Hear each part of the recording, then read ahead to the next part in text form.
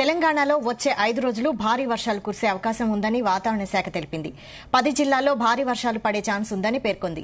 ఆదిలాబాద్, కొమరంభీం, ఆసిఫాబాద్, నిర్మల్, నిజామాబాద్, పెద్దపల్లి, జయశంకర్ భూపాలపల్లి, ములుగు, భద్రాద్రి కొత్తగూడెం, వరంగల్, హన్మకొండ జిల్లాలకు yellow alert జారీ చేసింది వాతావరణ శాఖ.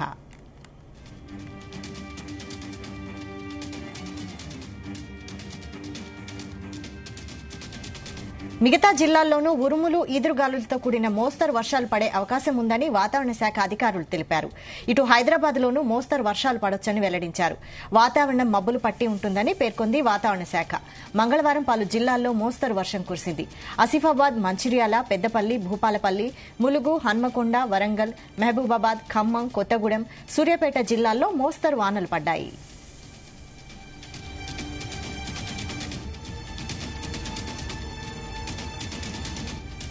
అత్యధికంగా ఖమ్మం జిల్లా గంగారంలో 6.2 సెంటీమీటర్ల వర్షపాతం నమోదైంది.